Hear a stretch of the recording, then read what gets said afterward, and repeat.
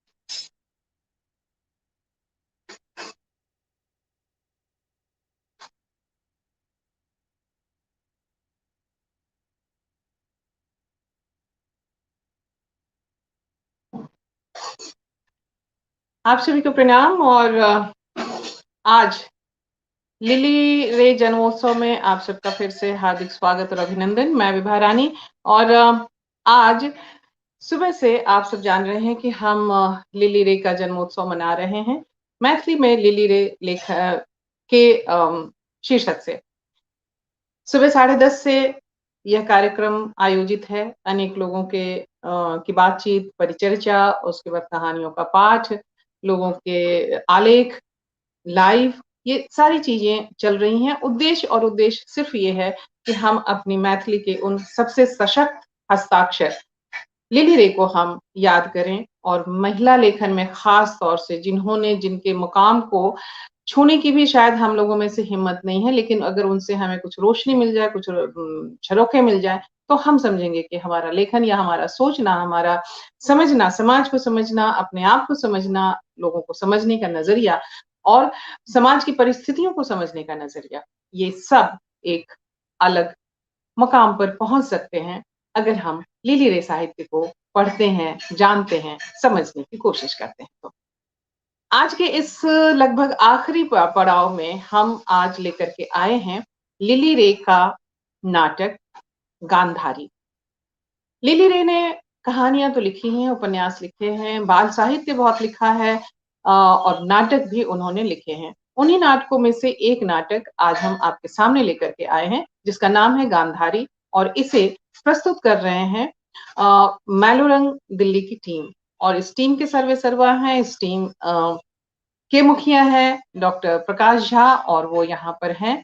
मैं उनसे उनको बहुत सारा धन्यवाद दूंगी, बहुत सारा प्यार दूंगी, आशीर्वाद दूंगी और यह भी कहूंगी कि हमने इनको एक बार कहा कि तुम ई नाटक के अपन टीम से जे छै से एकर रंगपाठ करऽ आ प्रकाश जे छै से तुरंत एकरा लेल सहमति देलनि आ तकरा बाद जे छै से आइ ई रंगपाठ, गांधारी के रंगपाठ प्रकाश झा और हुनकर सौजन्य से हुनकर टीम मैलोरंग द्वारा प्रस्तुत छै। प्रकाश, अहाँके बहुत बहुत धन्यवाद आ बहुत बहुत आभार हमरा दिस से। ई आयोजन खाली हम तो एकटा मात्र सूत्रधार भेलहुं हैं, ई आयोजन हमर नहीं छै, ई आयोजन अहाँ सबके, अहाँ समस्त मैथिली साहित्य के छै, समस्त मिथिलावासी के छै, समस्त देश के छै आ समस्त विश्व के छै। आइ जे हुनक साहित्यिक एक विधा जे छै नाटक विधा, ओहि नाटक विधा पर काज करऽ लेल आ ओहि विधा पर पाठ करऽ लेल मैलोरंग आ तोहर टीम से नीक जे छै से हमरा आर किछु नहि बुझे में आयल आ हमरा बहुत नीक लागल जे तो हमर अनुरोध के स्वीकार केलक। तऽ आब हम हटै छै एहिठाम से, आब तो आ तोहर समस्त टीम एहिठाम छै। ठीक है। तो एक बार फिर हमरा बहुत नीक लागल जे अहाँ हमरा ई मौका देलहुँ, मैलो रंगके ई मौका देलियै, ताहिके लेल हम अहाँके बहुत बहुत आभारी छी। मैलो रंग परिवार दिससँ बहुत बहुत आभारी छी। सबसँ पहिले तऽ आइ लिली रे के जन्मदिन छनि, तऽ गणतंत्र दिवसके शुभकामनाक संग हुनका जन्मदिनक बहुत बहुत बधाई, बहुत बहुत हुनकर दीर्घायु हेबाक हमर कामना, हमर पूरा टीमक कामना। आइ हमसब हुनकर एकटा नाटक जे आइ भरि दिन विभा जीके सौजन्यसँ जे कार्यक्रम लिली रेके लेल चलि रहल छनि हुनकर जन्मोत्सव परमे, ताहिमे आइ मैलोरंग परिवार हुनकर लिखल गांधारी नाटकक पाठ करत। हम अपन टीमक सब अभिनेताके, सब रंगकर्मीके एहि बातके लेल धन्यवाद दै छनि जे बहुत कम समयमे ओ लोकनि एहि नाटकके पाठ करबाक लेल अपन तैयारी कऽ सकला अछि। एक बेर फेर नाटकके पाठ शुरू करबासँ पहिले हमसब लिली रेके एक बेर फेरसँ जन्मदिनक बहुत बहुत बधाई आ शुभकामना कहै छियनि, आ आशा रखै छी जे निकट भविष्यमे हम अपन पूरा टीमके संग हुनकर दर्शन करबाक लेल हुनका सामने सेहो हमसब उपस्थित हैब। बहुत बहुत धन्यवाद दीदी, बहुत बहुत आभार अहाँके। तऽ चलू लिली रे के लिखल नाटक गांधारी के नाट्य पाठ के आनंद अहाँ सब लिअ।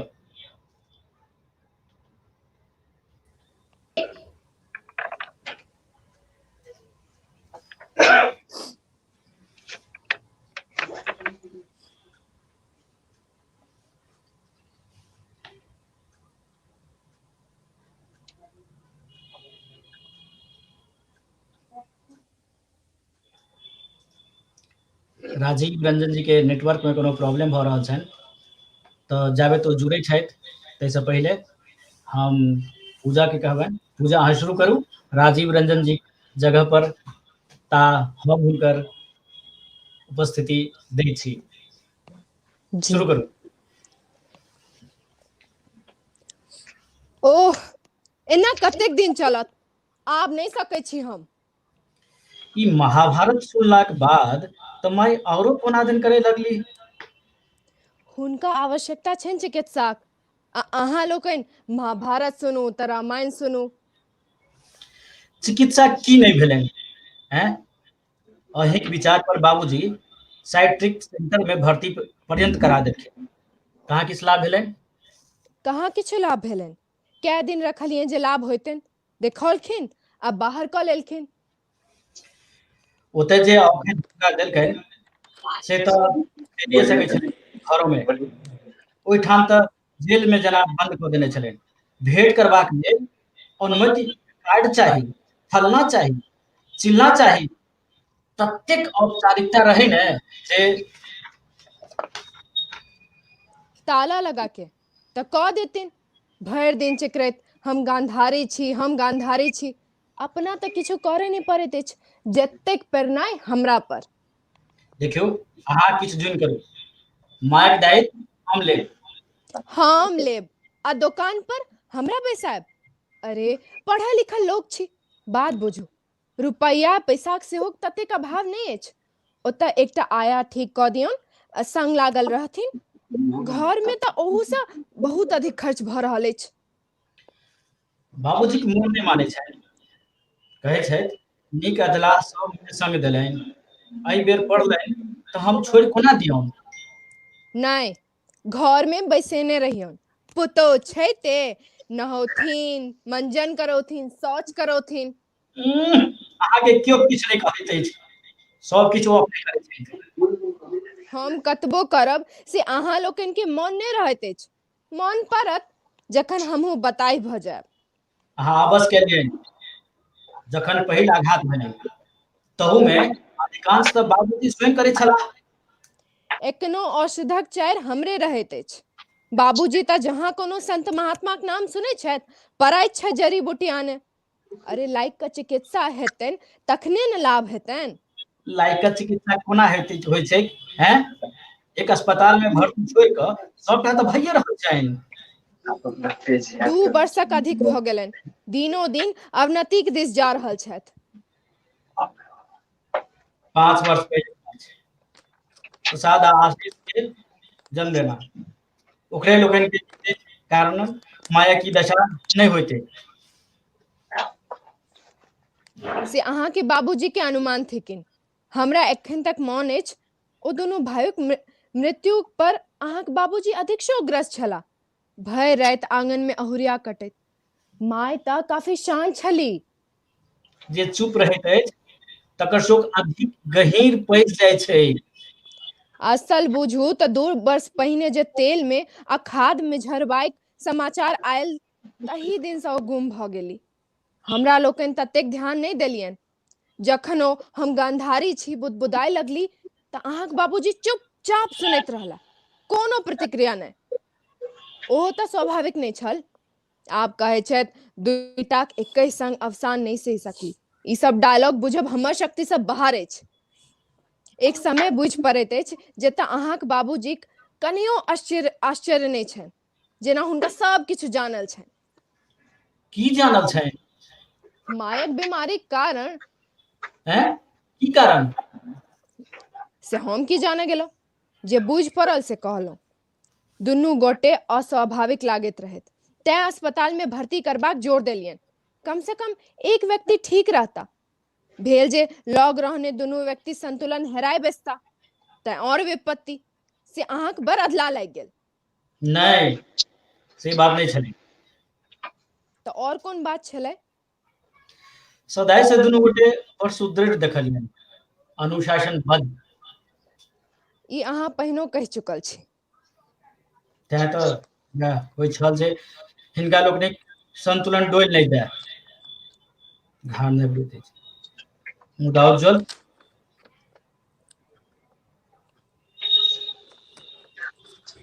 हुनका लोकनि एकैटा ध्यान देने छलै, बच्चा सब सुयोग बनैत सैहटा।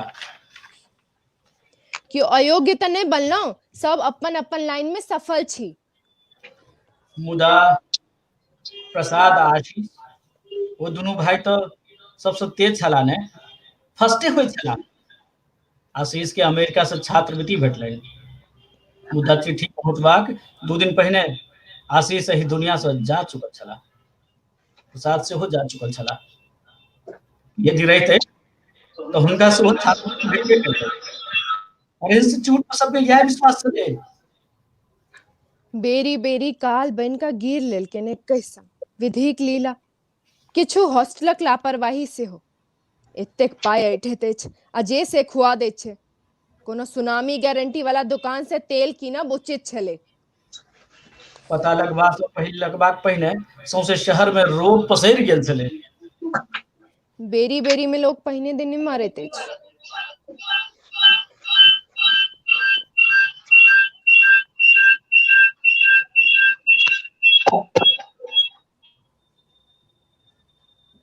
हमरा चिन्ह, हमर नाम छै जयंत मिश्र।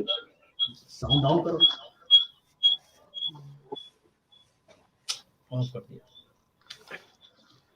हमरा चिन्हलहुँ, हमर नाम छै जयंत मिश्र। दरोगा काका कुम्हर सँ?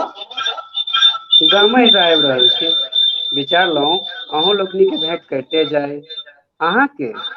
अरे हम छी उज्ज्वल, चलू भीतर चलू। यह थिका हमरा लोकनिक दरोगा काका। कनिया सदा सुखी रहू।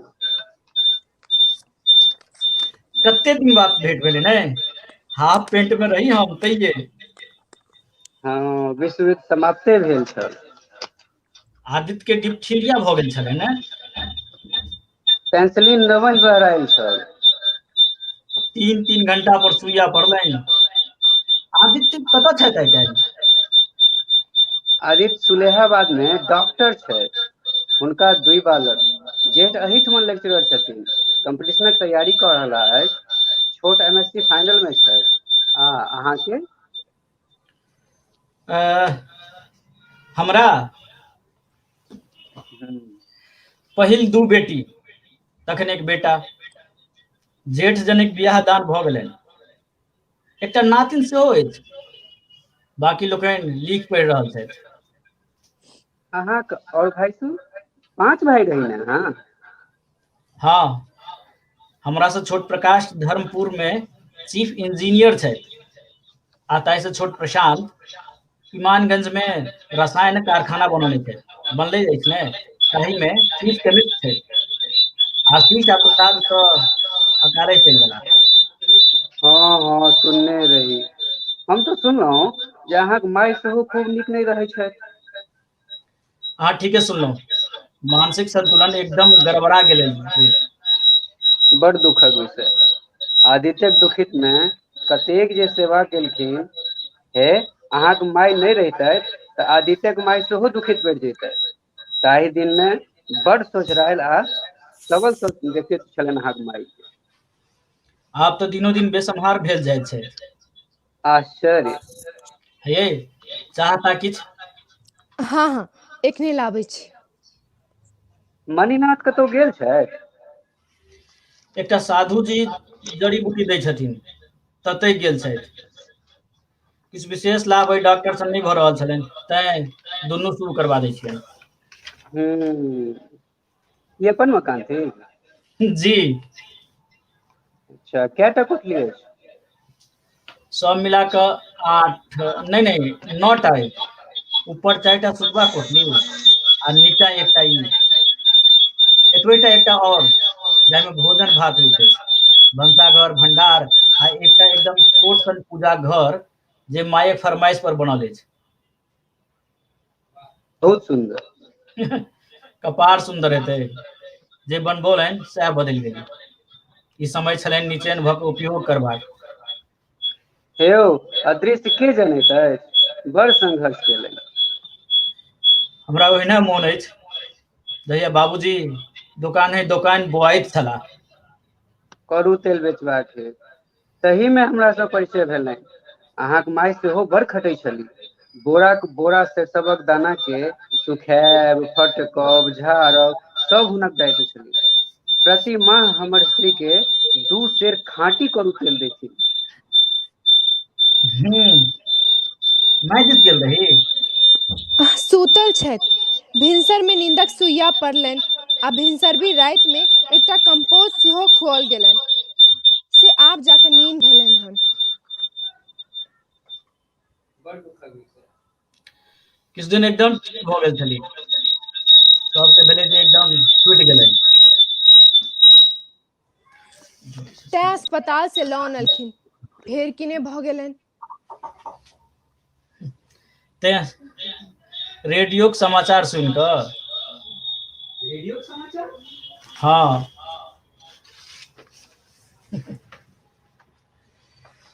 प्राय 2 वर्ष पहिने रेडियो में समाचार आयल रहे जे तेल में कोनो अखाद्य रसायन मिलौला सँ बहुत लोकक मृत्यु भऽ गेल छलै।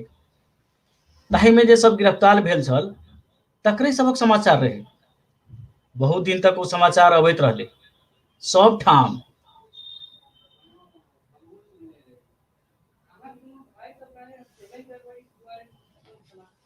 जी, बाबूजीक अनुमान सेहो सएह छनि।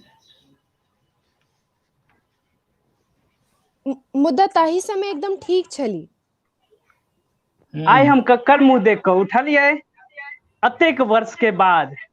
हे यौ, आब अहाँ बुढ़ा गेलहुँ हन। अहाँ की नवैह छी? ई हमर पुरान मित्र और सबसे योग्य मित्र थिक। SC से बहाल भेलनि और SP भऽ कऽ रिटायर केलनि। CID में जहन दरोगा छलखिन तऽ हमरा हिनका प्रथम परिचय भेल छलनि। ई SP तऽ भऽ गेला, लेकिन बच्चा सब हिनका दरोगा कक्का कहब नहीं बिसरलक। आब तऽ हमर दिने खराब भऽ गेल। हे यौ, सुनलहुँ सब सोझरा गेल। कखनो कऽ भगवती परीक्षा लै छथिन। परीक्षा तऽ भगवती बहुत पहिने लऽ चुकली, आब तऽ फल दऽ रहल छै। हमरा दिस से कोनो अपराध नहीं, हम माथ झुका कऽ सब भोगब। की भेल, एना किया देख रहल छी? अनीता कहब छनि जे अहाँ किछु जनैत छी, मायक रोगक असल कारण। की अहाँके नहीं पता अछि? यौ हिनका नहीं बुझल छै, अहाँ तखन ततेक नैनो नहीं छलहुँ हँ। हे आब एते दिनक गप के मन पड़े, किछु नव गप करू। भविष्य के लेल भूत के मन राखब बहुत आवश्यक छै। हाँ, मोन पड़ैत अछि हो खबासिन, बरहनिया माय नाम रहे ने। आंगन में सेठ सब सुखा रहल छलै। बरहनिया माय एक मुट्ठी अपन तरहत्थी पर राखि देखे लागल आ बाजल, ई तोरी जकाँ नहीं लगे छै, मने किछु और मिझरायल छै। माय बिगड़ उठले, कहलकै, की मिझरायल रहतै, तोरीक दाना कतौ छोट आ कतौ पैघ होइ छै। अरे से तो ककरो बुझल नहीं छलैक ने, जे कटैया के बिया सँ बेरी बेरी रोप होइ छै। हे यौ पहिल बेर हमही अहाँ के कहलहुँ। हमरा उचित छल ताही सन सरसों आ उतोल के फेंक देबाक, होइते घाटा तो होइते। हे बीतल बातक पर तो एते घमंड हुआ, वो काज अहाँ कहिया नहीं छोड़बै। अहीं चेतलहुँ, नहीं तो निश्चित जेल होइते। हे छानबीन आरंभ होयबाक पहिले अहाँ तेलक व्यापार छोड़ि चुकल। तकरा बाद हम कोनो खाद्य पदार्थक व्यापार में हाथ नहीं लगे।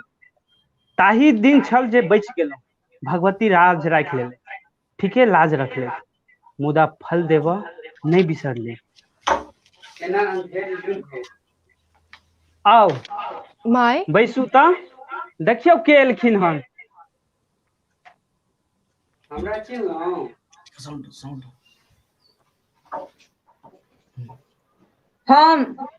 हम छी गंधारी, आँखि अछैत आन्हर, हम कोना अहाँके चिन्हब?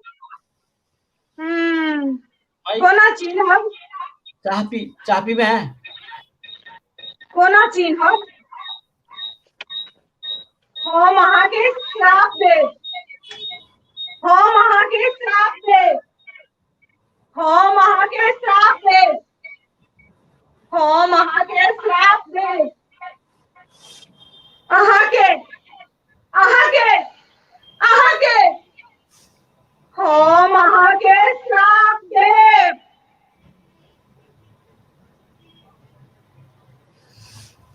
धन्यवाद। ई छल गांधारी नाटकक पाठ, लिली रे के लिखल। अब हम अहाँ के अपन कलाकार सबसे परिचय करा दी।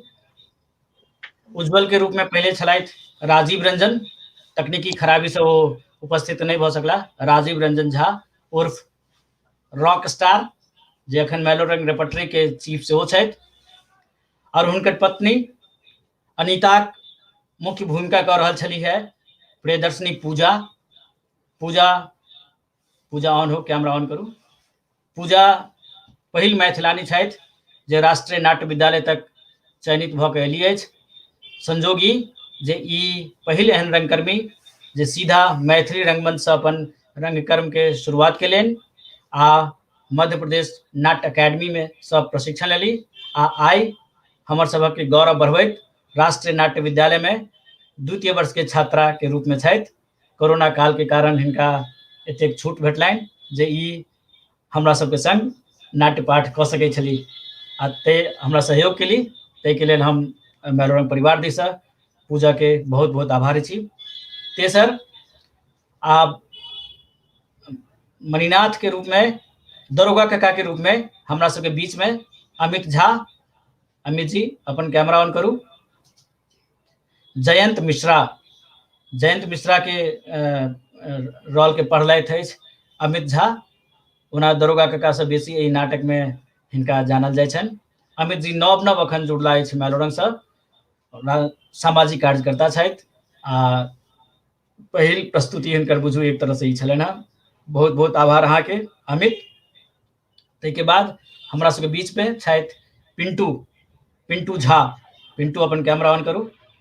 मणिनाथ के भूमिका में पिंटू पाठ केला। पिंटू अहाँके बहुत बहुत धन्यवाद।